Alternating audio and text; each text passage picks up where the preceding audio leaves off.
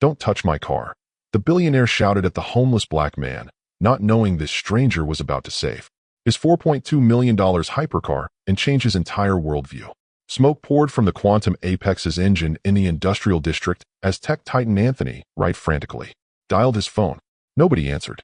The crowd grew. The proprietary engine, unfixable outside the factory, continued its death rattle. "Sir, your quantum thrust cooling system has a microfracture in the secondary loop," said the disheveled man approaching with hands slightly raised. "I can fix it." Anani's finger hovered over the security number. How could this man possibly know about technology so classified the manufacturer wouldn't even acknowledge it existed? What hidden genius was standing before him? And why was he living on the streets? In the next 60 seconds, everything Anthony believed about talent, worth, and judgment would shatter completely. Where are you listening from today? Drop a comment and subscribe to Unheard Voices for moments of extraordinary justice that will change how you see the world. Thomas Johnson hadn't always lived on the streets. 3 years ago, he designed revolutionary cooling systems that transformed aerospace technology and saved countless lives. Now he slept under the open sky, an invisible man to the tech executives who rushed past without a glance. The morning had started like any other. Thomas woke at dawn in his carefully hidden spot behind the abandoned machine shop near Tech Row. He folded his tarp with military precision, a habit from his engineering days when precision meant survival. His routine was methodical. Wash up at the public restroom, brush teeth, and head to the library as soon as it opened. Knowledge remained his one connection to his former life. Thomas had been watching the distinctive Quantum Apex for weeks. These hypercars occasionally glided through the neighborhood on their way to the exclusive tech campus. He recognized the engine's unique purr. He should, considering he'd helped design its predecessor during his brief consultancy at Aerotech Industries. Before everything fell apart, MIT graduate, 3 engineering degrees, holder of 7 patents that generated millions for companies that no longer acknowledged his existence. The irony wasn't lost on Thomas that he could recite complex thermodynamic equations but couldn't get past a hiring manager's prejudiced gaze. Overqualified, they said when they bothered to interview him. Not a cultural fit, they muttered when his credentials couldn't be denied. The real reasons hung unspoken in the air. A black man from the wrong side of town. No permanent address. The gap in his employment history after the false accusations that had destroyed his career. Thomas maintained his dignity despite it all. He volunteered teaching science to kids at the homeless shelter 3 nights a week. He read discarded tech journals found in recycling bins outside company headquarters. He kept his mind sharp despite the system designed to dull it. This morning, Thomas had noticed something wrong with the hypercar before it even pulled to the curb. The sound was off, a subtle irregularity in the engine's rhythm that only someone intimately familiar with its design would recognize. The micro fracture was developing in the exact spot the original blueprints had predicted weakness. Thomas had flagged this in his report years ago, but his warnings had been brushed aside by executives eager to meet production deadlines. Now, one of those executives stood before a smoking multi-million-dollar testament to Thomas's ignored expertise. Thomas approached cautiously. He'd learned the hard way that his help wasn't always welcome, especially from those who judged books by their covers. His worn clothes and unkempt beard typically triggered security calls faster than his engineering insights. Triggered respect. He saw recognition flicker in Anthony Wright's eyes, not of Thomas as a person, but of Thomas as a threat. The billionaire's hand tightened around his phone. Thomas knew that gesture well. He'd seen it countless times over the past 3 years. What Anthony couldn't possibly know was that Thomas had once been invited to present at the same tech conferences where Anthony had been a keynote speaker. Their paths had nearly crossed 5 years ago before Thomas's life imploded over accusations later proven false, but not before his reputation was irreparably damaged. The tech world had a short memory for vindication, but a long one for scandal. Thomas watched the smoke pattern from the hypercar's engine. The color and density told him exactly which components were failing. He could fix it with basic tools and knowledge that apparently hadn't reached the current engineering team. Something compelled him forward despite knowing the likely reception. Maybe it was professional pride. Maybe it was the rare opportunity to prove his worth. Or maybe it was simply that Thomas Johnson, despite everything life had thrown at him, remained a problem solver at heart. Anthony Wright had just ended another fruitless call, his frustration evident as the gathering crowd whispered and pointed at the smoking luxury vehicle.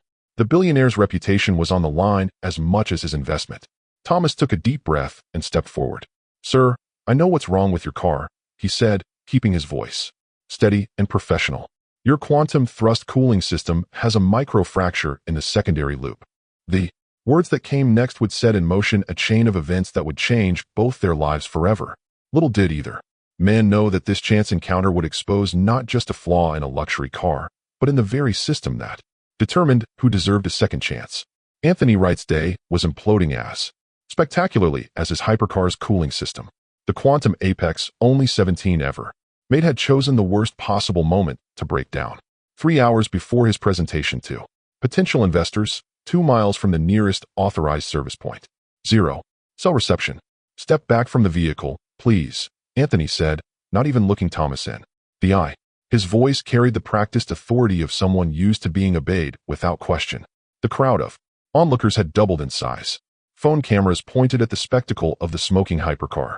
Anthony Wright, tech wonderkind and founder of Nexus Innovations, stranded alongside his $4.2 million status symbol. Trending Twitter material within minutes. "Sir, I really can't help," Thomas persisted, maintaining a respectful distance. "That specific model has a known issue with the quantum thrust cooling system, the secondary loop." "How would you know anything about this car?" Anthony cut him off, finally looking directly at Thomas. His gaze took in the worn clothes, the unkempt appearance, the reusable grocery bag that contained Thomas's worldly possessions. His expression shifted from frustration to dismissal in an instant. Thomas met his gaze steadily. "Because I helped design the prototype cooling system it's based on." A burst of laughter escaped Anani's lips, sharp, incredulous cutting. Several onlookers joined in nervously. "Right. And I'm teaching rocket science at community college on weekends." Anthony turned away, focusing on his phone again. "Look, I appreciate you trying to whatever this is, but this vehicle contains proprietary technology. Even most mechanics can't service it." Thomas didn't move.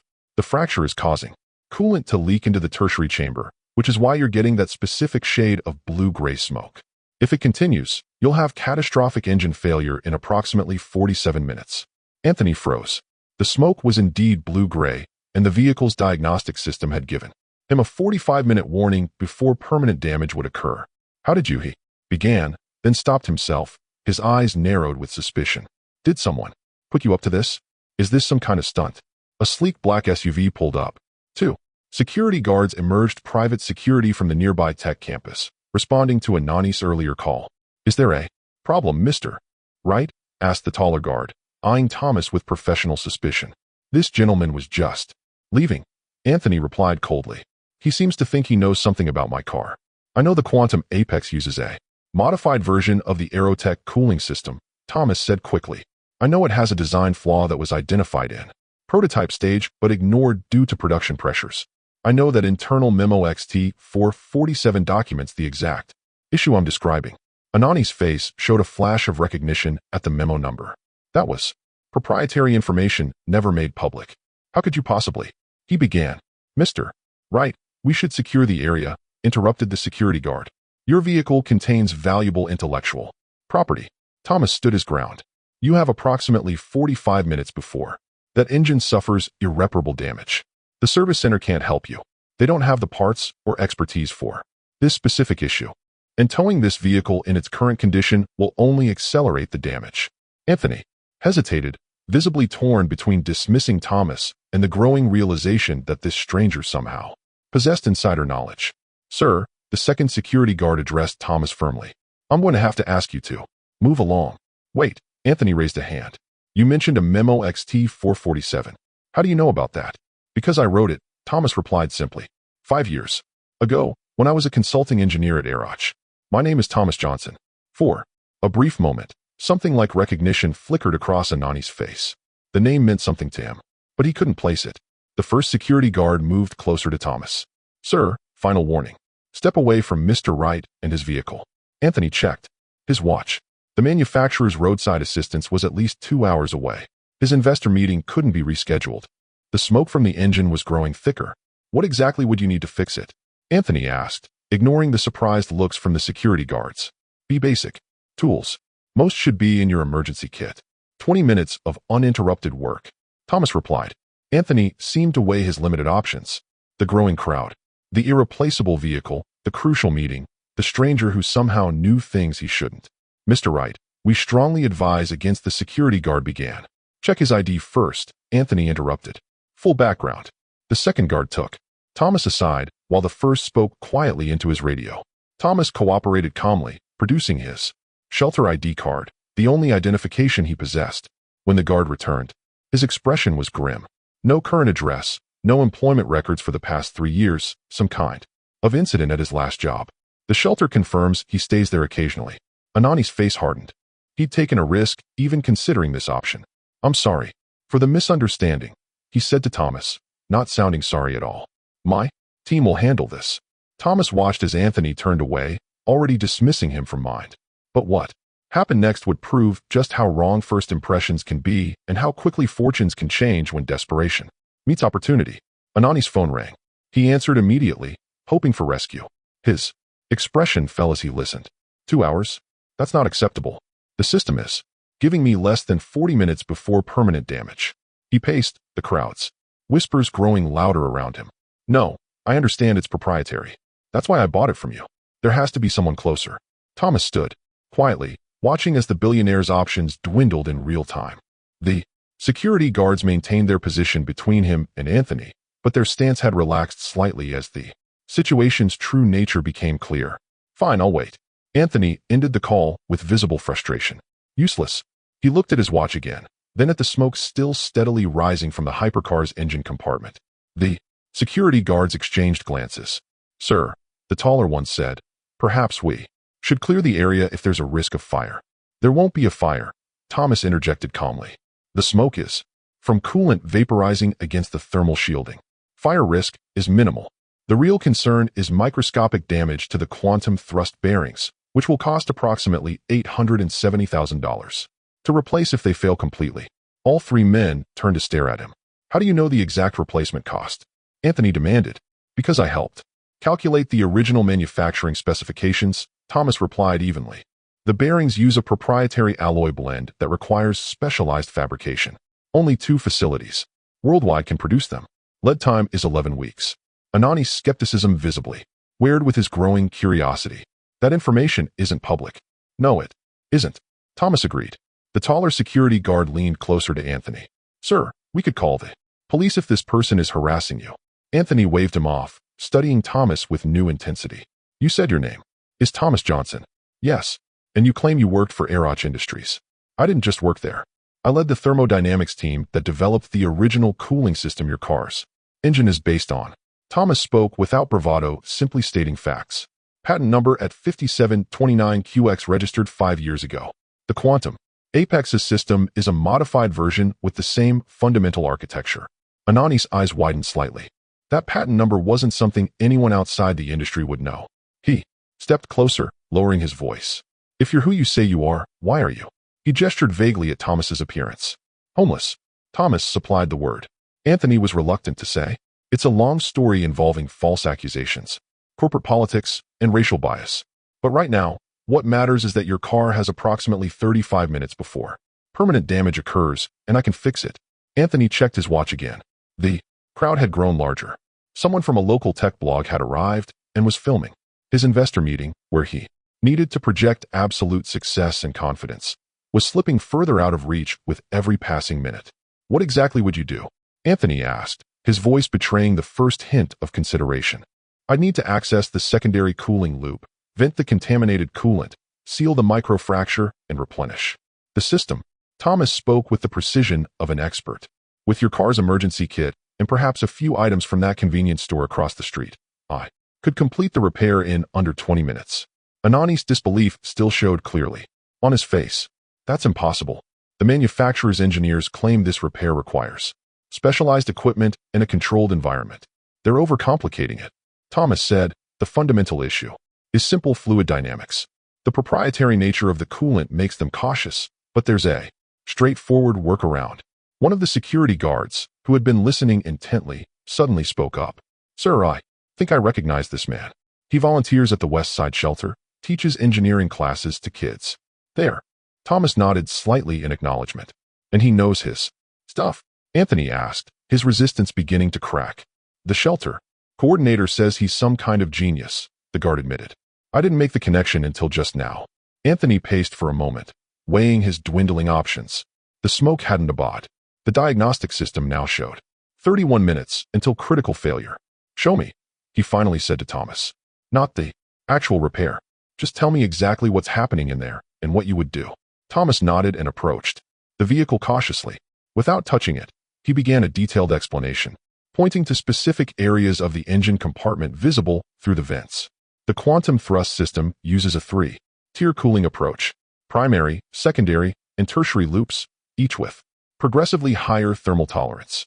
The secondary loop contains a specialized nano-coolant that prevents quantum destabilization in the thrust bearings.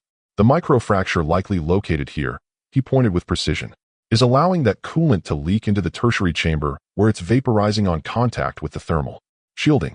Anani's expression shifted from skepticism to astonishment as Thomas continued describing the exact components, their positions, and the specific metallurgical properties of each part, details that only someone intimately familiar with the system would know. The factory repair protocol requires complete disassembly because they assume worst-case contamination, Thomas explained. But with this particular leak pattern, we can isolate the affected section, apply a thermal bond sealant to the fracture, and restore functionality without disassembly. Anani's tech expertise was sufficient to recognize that Thomas spoke with genuine mastery. "Where would you even get thermal bond sealant right now?" Thomas smiled slightly for the first time. "Your emergency kit should contain basic sealant, combined with the nanoparticle-infused graphite from a specific brand of pencil lead available at that convenience store. We can create a makeshift version that will hold until you can get a proper repair." Anthony stared at him. "You're going to fix my multi-million-dollar hypercar with pencil lead graphite with specific density and particle distribution?" "Yes, combined with your emergency sealant and applied under precise conditions." Thomas shrugged. Engineering is about solving problems with available resources. The security guards were now looking at Thomas with something approaching respect. The crowd had quieted, sensing the tension of the moment. Anthony checked the time again. 28 minutes until critical failure. His investor meeting was in less than 3 hours. The manufacturer's team wouldn't arrive in time. This unusual solution was his only option. "If you damage my car," Anthony began. "It's already damaged," Thomas replied calmly, "and getting worse by the minute. The question is whether you'll let me help before it's too late." Anthony took a deep breath, made his decision, and reached for the hood. "Release. Let's see what you can do with penciled and desperation." But the real test was yet to come, and neither man could predict how their lives would be transformed by what happened next. The hood of the Quantum Apex rose with a pneumatic hiss, revealing a labyrinth of advanced technology. The gathered crowd murmured appreciatively at the rare glimpse inside one of the world's most exclusive vehicles. Thomas approached methodically, his eyes scanning the engine compartment with practiced precision. "I'll need your emergency kit," he said to Anthony. All business now that he'd been given permission to proceed. Anthony retrieved a sleek carbon fiber case from the hypercar's trunk and handed it over. Thomas opened it quickly, assessing the contents. "This will work for most of what we need. One of your security guards will need to get the graphite pencils I mentioned. Stettler Mars Lumograph 8B grade. Specifically." The shorter guard looked to Anthony, who nodded his approval. "Be quick about it." As the guard departed, Thomas began organizing the tools he would need. His movements were precise, economical, betraying years of professional experience. Anthony watched with undisguised fascination as this homeless man transformed before his eyes into what was clearly a highly trained engineer. "The microfracture should be visible once I remove this access panel," Thomas explained, selecting a specialized tool from the kit. "The coolant is clear, but it leaves a distinctive residue pattern that will lead us right to the leak." Anthony found himself nodding along. Despite his lingering skepticism, he was impressed by Thomas's confident expertise. "How long did you say you worked at Aeroch?" 3 years as lead thermal engineer, 2 as a consultant after that," Thomas replied without looking up from his work. "Before the incident that ended my career there." "What incident?" Anthony asked. Thomas paused briefly. "A prototype failure was blamed on my team. Investigation later proved it was caused by management overriding our safety protocols, but by then the damage to my reputation was done." His hands returned to their work. "Steady and sure. These panels are designed to prevent tampering. May I use your phone's flashlight?" Anthony complied, holding his phone as directed, while Thomas carefully detached a small access cover. A faint hissing became audible as the panel came free. "There it is," Thomas said, pointing to an almost microscopic line. where vapor was escaping. Exactly where I predicted. The stress point where the secondary and tertiary systems converge. That tiny crack is causing all this. Anthony asked, incredulous. The cooling system operates under extreme pressure. Even a hairline fracture can a sharp voice cut through their conversation. What the hell is going on here? A tall man in an expensive suit pushed through the crowd, flanked by two more security guards. His ID badge identified him as Executive Security for Tech Horizon, the sprawling campus of tech companies nearby. Mr. Wright, the man continued, we received reports of someone tampering with your vehicle. Our CEO asked me to provide immediate assistance. Anthony straightened up. Reynolds, thank you, but the situation is under control. This gentleman is helping with an emergency repair. Reynolds's gaze swept dismissively over Thomas. Sir, our security protocol strictly prohibits unauthorized individuals from accessing proprietary technology, especially. He didn't finish the sentence, but his meaning was clear from his expression. He knows what he's doing, Anthony insisted, though his voice had lost some of its earlier conviction. With all due respect, Mr. Wright, Reynolds lowered his voice. This vehicle contains technology worth millions in intellectual property. We can't allow just anyone to. I'm not just anyone. Thomas interjected quietly, continuing his work. And we have approximately 18 minutes before irreversible damage occurs. Reynolds stepped closer, his hand moving to Thomas's arm. Sir, I need you to step away from the vehicle now. The returning security guard, clutching a small package from the convenience store, froze at the edge of the scene, uncertain what to do. Reynolds, please, Anthony began. But the security chief cut him off. Mr. Wright, we've had 3 industrial espionage attempts this quarter alone. How do you know this isn't another one? How do you know he hasn't been waiting for an opportunity like this? The seed of doubt that had never fully left Anani's mind began to grow again. The crowd had swelled further. Phones, recording everything. His reputation, his investors, his company's security protocols, all were suddenly at risk. I think perhaps we should wait for the manufacturer's team, Anthony said, the confidence draining from his voice. Thomas looked up from his work, his expression perfectly composed despite the sting of the renewed dismissal. In 15 minutes, it will be too late. Sir, Reynolds addressed Thomas directly. Please step away from the vehicle now, or we'll be forced to remove you. Thomas slowly put down the tools and straightened up. Mr. Wright, I understand your position, but I need you to understand something too. He pointed to a specific component deep in the engine compartment. That is the quantum stabilization unit. In approximately 14 minutes, the leaked coolant will reach its critical temperature and cause a cascade failure. When that happens, you won't just need new bearings. You'll need an entirely new engine core. 3 months of work minimum. Anthony hesitated, visibly torn. Reynolds pressed his advantage. Mr. Wright, we've already called the police. This man has no credentials, no identification, and no authorization to access this technology. For all we know, he could be damaging the vehicle further. I've helped identify the problem, at least, Thomas said quietly. Perhaps that will assist the manufacturer's team when they arrive. He began to step back from the vehicle, dignity intact, despite the humiliation. The security guard with the pencils finally approached Anthony, speaking in a low voice. Sir, I called the shelter while I was out. They confirmed he teaches engineering there. The coordinator said he's some kind of genius. Former MIT professor or something. The car's diagnostic system chimed an alert. Warning, 12 minutes to critical system failure. With security approaching and his reputation on the line, Thomas made a bold claim that would either vindicate him or confirm everyone's worst assumptions. Mr. Wright, make one call to verify who I am. Just one. Call Dr. Ella Lainertchen at Space Tech Industries. Tell her Thomas Johnson is here. The tension in the air was palpable as Anthony considered Thomas's request. Reynolds and his security team stood ready to remove Thomas from the scene. The crowd had grown silent, sensing the drama unfolding before them. Dr. Eleanor Chun, the chief engineer at Space Tech. Anthony asked, surprise evident in his voice. Thomas nodded once. Tell her I'm here. She'll confirm everything I've told you. Anthony hesitated only briefly. Before pulling out his phone, he scrolled through his contacts. The fact that he had direct access to Space Tech's chief engineer spoke volumes about his own position in the tech world. This is Anthony Wright, he said when the call connected. I apologize for the unexpected call, Dr. Chun, but I have a rather unusual situation. He glanced at Thomas. There's someone here who claims to know you. Says his name is Thomas Johnson.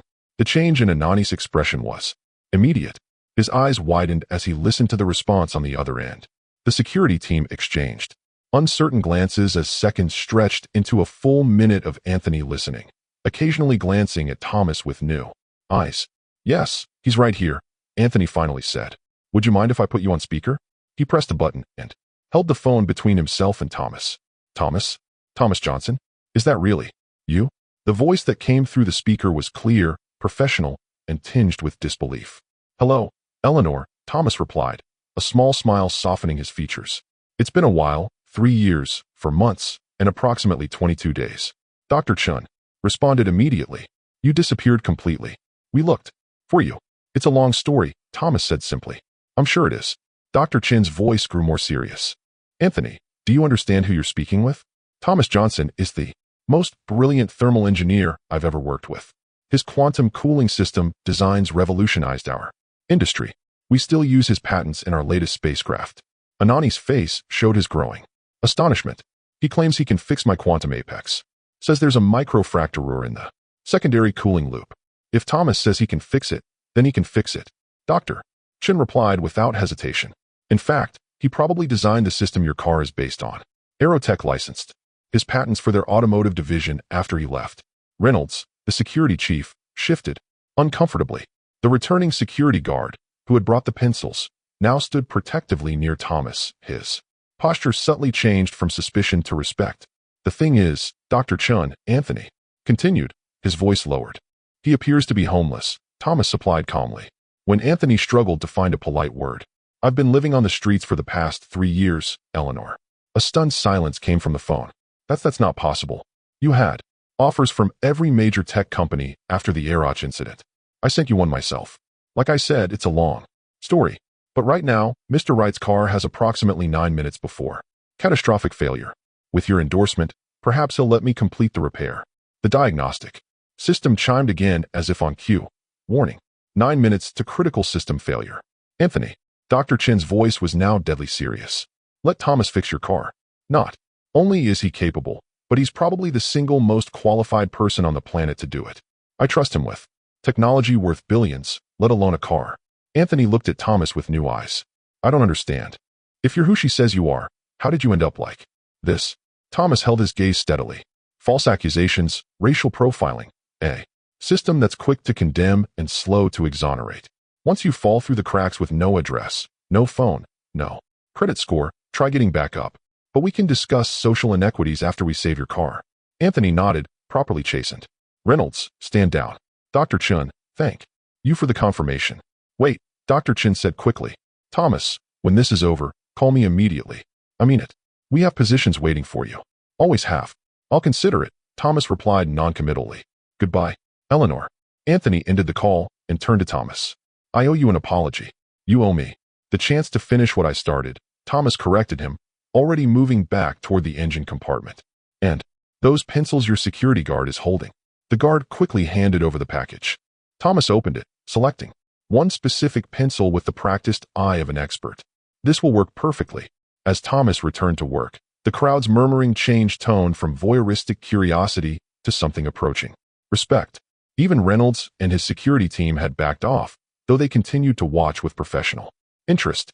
"How exactly does this work?" Anthony asked, genuinely curious now as he watched Thomas carefully remove the graphite core from the pencil. "The emergency sealant in your kit is designed for temporary repairs to the primary cooling system," Thomas explained while working. "By infusing it with this specific density of graphite nanoparticles, I can create a compound that will bond effectively with the specialized alloy of the secondary loop." His hands moved with surgical precision, mixing the compounds in a small container from the emergency kit. The resulting material will create a molecular bond that can withstand the extreme pressure and temperature conditions until you can get a proper repair. Anthony watched in fascination. "And you developed this technique?" "Necessity is the mother of invention," Thomas replied. "When you've worked with limited resources in experimental conditions, you learn to improvise." The diagnostic system updated. "Warning, 6 minutes to critical system failure." Thomas looked up at Anthony. "I need complete concentration for this next part. The application must be precise, and I'll have only one attempt." Anthony nodded and stepped back, gesturing for everyone else to do the same. The crowd fell silent as they watched the homeless man bent over the multi-million-dollar vehicle, his hands steady as a surgeon's. The document he pulled up on Anani's phone would change everything. A patent filing showing Thomas's name as the principal inventor of the very system he was now repairing, dated 5 years earlier. The next 5 minutes passed in tense silence. Thomas worked with methodical precision, his movements economical and confident. The gathered crowd had grown to nearly 50 people, all watching with collective held breath as the homeless man performed what appeared to be technological surgery on one of the world's most exclusive vehicles. Anthony checked his watch compulsively, glancing between the time and the diagnostic readout on his phone. 4 minutes to failure. 3 minutes. The smoking had subsided somewhat, but the warning indicators remained critical. I need more light, Thomas said quietly, not looking up from his work. 3 phones immediately provided additional illumination, their owners eager to assist this unexpected drama. Almost there, Thomas murmured. The microfracture is sealed. Now I need to vent the contaminated coolant and restore system pressure. He reached deeper into the engine compartment, manipulating components with the familiarity of someone who had designed them. A thin stream of iridescent fluid began to drain into a container he had fashioned from the emergency kit's case. Is that the nano coolant? Anthony asked, fascination overcoming his anxiety. Yes, approximately $20,000. Worth, Thomas replied matter-of-factly. We're saving about 60% of it, which is more than I expected. Anthony raised an eyebrow. You know the exact cost of the coolant. I helped develop it, Thomas said simply. The price has probably increased since then, but the manufacturing process remains expensive due to the quantum stabilization requirements. The diagnostic alert chimed again. Warning, 2 minutes to critical system failure. Thomas didn't appear concerned. He continued working steadily, now refilling the system from the emergency kit's reserve coolant. Standard formulation, he explained as he worked. Not ideal for the secondary loop, but it will allow safe operation until you can get the specialized nano coolant replaced. You'll need to keep engine output below 70%. Anthony nodded, watching in amazement as this man, whom he had dismissed so completely earlier, demonstrated mastery over technology that puzzled even the manufacturer's own engineers. 30 seconds remaining, the diagnostic system warned. Thomas made one final adjustment, then carefully secured the access panel. Start the engine, he instructed. Anthony hesitated. Are you sure? If there's still a problem, start the engine, Thomas repeated with quiet authority. Anthony reached inside the vehicle and pressed the ignition. For a moment, nothing happened. Then the hypercar's engine came to life with a sound unlike any conventional vehicle, a high-pitched whine that quickly modulated to a deep, powerful purr. No smoke emerged. The diagnostic screen flickered, then displayed system stabilizing. Quantum thrust cooling functional performance limited to 70% capacity service. Recommended. A spontaneous cheer erupted from the crowd. Several people were recording the moment on their phones. Anthony stared at the diagnostic readout in disbelief. That's impossible, he muttered. The manufacturer said this repair couldn't be done in the field. The manufacturer overcomplicates things to maintain their service monopoly, Thomas replied, wiping his hands on a cloth from the emergency kit. The repair isn't difficult if you understand the fundamental principles of the system. Anthony looked at Thomas with new respect. How long will this hold? The graphite-infused sealant should maintain integrity for approximately 3 weeks under normal operating conditions. Thomas explained. More than enough time to schedule proper service. Just remember to keep output below 70%. Anthony nodded, then extended his hand. Thank you. Sincerely. Thomas accepted the handshake, his expression remaining composed. You're welcome. The moment might have ended there, a brief connection between two men from vastly different circumstances, but Anthony wasn't finished. His natural curiosity as an engineer and entrepreneur had been thoroughly piqued. I'd like to understand more about how you did this, Anthony said, and about your situation. Perhaps we could continue this conversation somewhere more comfortable. I'd be happy to give you a ride to my office. Thomas considered the offer for a moment. I appreciate the invitation, but I don't think please, Anthony interrupted. At minimum, I owe you proper compensation for saving my car. And frankly, after what Dr. Chen said, I have about 1,000 questions for you. Reynolds, the security chief who had nearly had Thomas removed, approached. Cautiously, Mr. Wright, your investor meeting is in 90 minutes. We should leave soon if you're going to make it. Anthony looked torn between his scheduled obligations and his newfound fascination with Thomas. Come to the meeting with me, he suggested suddenly. These investors are backing a new thermal regulation system for quantum computing. Your insights would be invaluable. Thomas shook his head. I'm hardly dressed for an investor meeting. Anthony considered this, then checked his watch. Again, we have time to fix that. Reynolds, call ahead to Bespoke on Fifth Avenue. Tell them we need their best. Available in Thomas's size, ready in 30 minutes. Full professional attire. Reynolds looked surprised but nodded and stepped away to make the call. Thomas raised an eyebrow. That's not necessary. Consider it part of your payment, Anthony insisted. Plus, I want to see the investors' faces when I tell them who really fixed the unfixable problem with my car. For the first time, Thomas allowed himself a genuine smile. That might be worth seeing. Anthony grinned back, but then grew serious. I still don't understand how someone with your talents ended up in these circumstances. What happened after Arach? Thomas's expression clouded. It's not a pleasant story.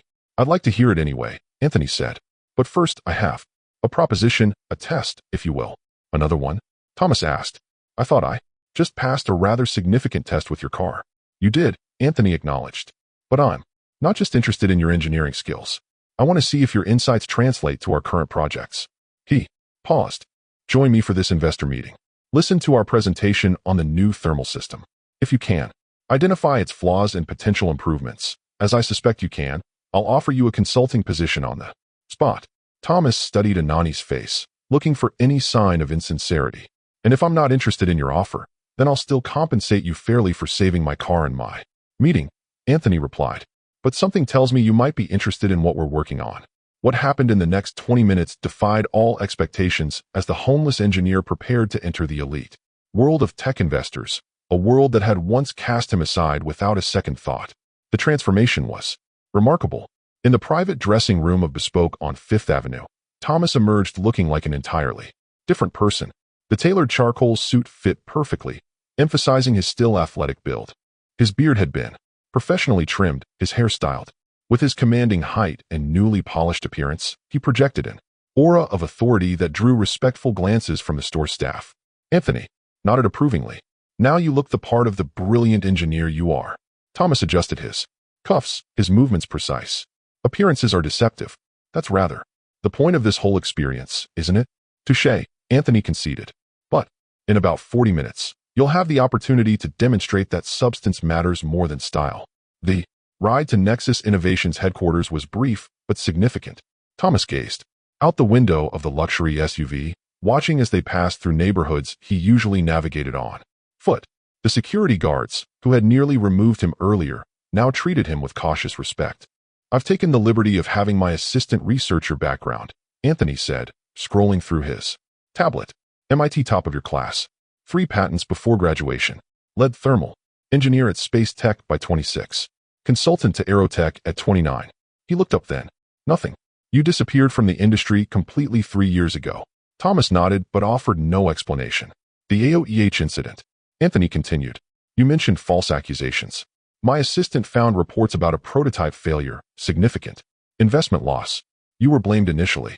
I was the convenient scapegoat, Thomas said quietly.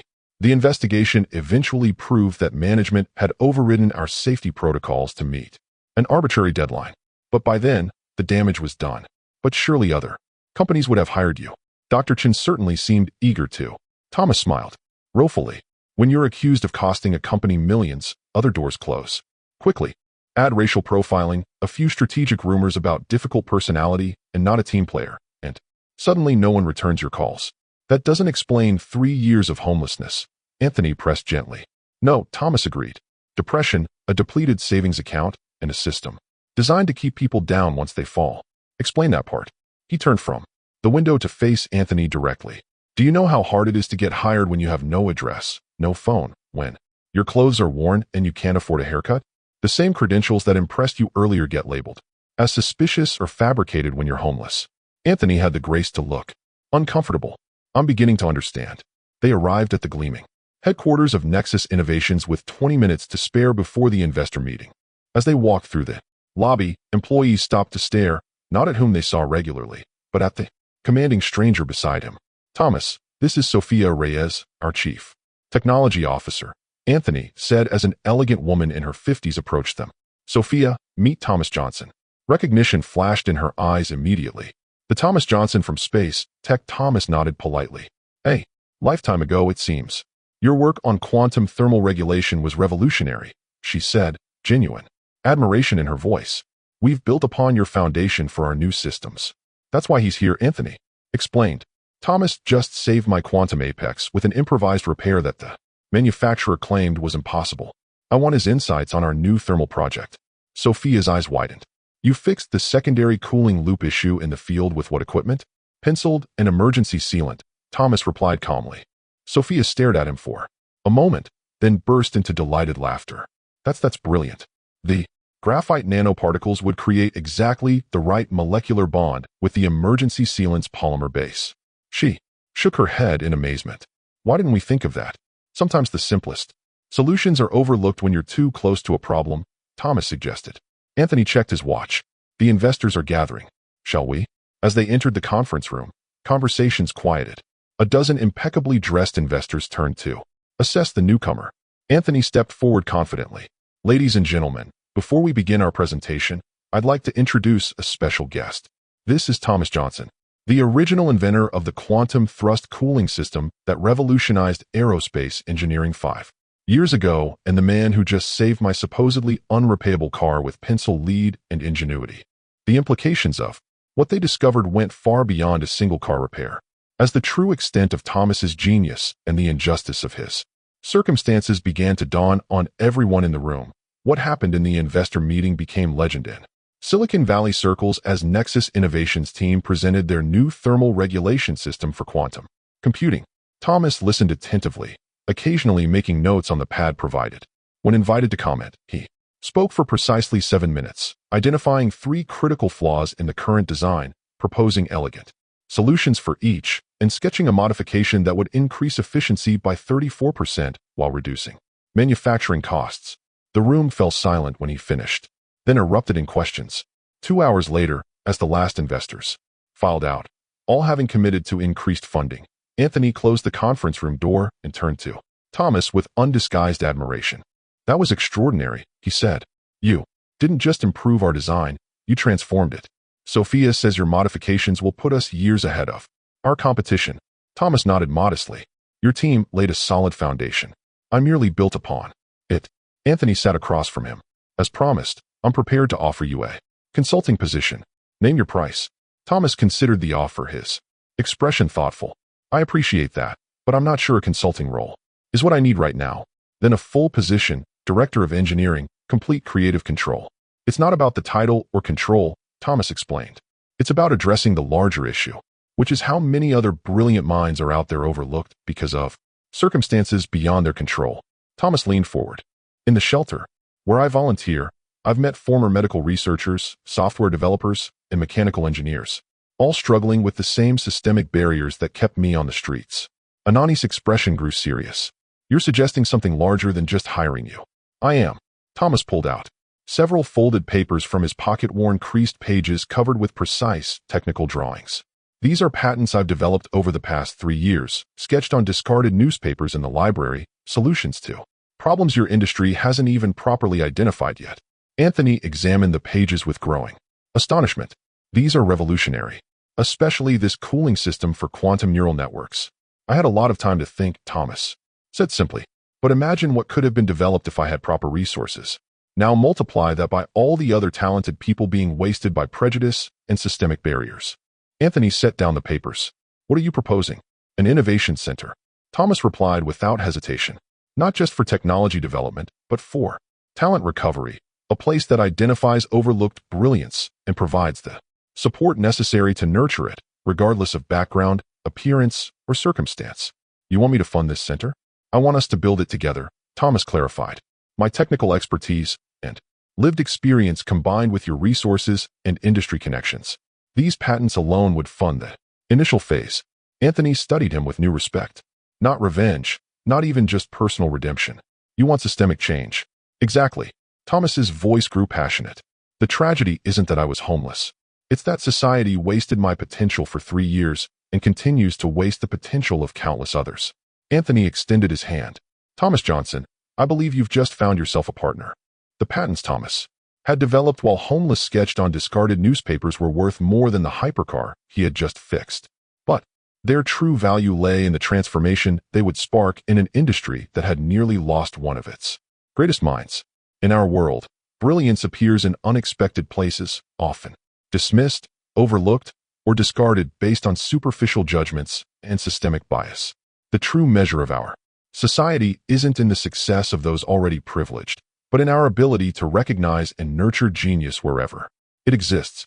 This story isn't just about Thomas and Anthony. It's about you and the potential you may be overlooking in others, or that others may be overlooking in you. If this story touched something in you today, subscribe to Unheard Voices and join our community dedicated to illuminating moments of extraordinary justice and transformation. Share your experiences in the comments below. And remember, the next world-changing idea might come from the person society has taught you to ignore. Don't miss another moment of inspiration that could change how you see the world forever. This isn't the end of the story. It's the beginning of what happens when truth meets visibility. At Unheard Voices, we believe exposure is the first step to transformation. Subscribe and stay tuned because the next story might be yours.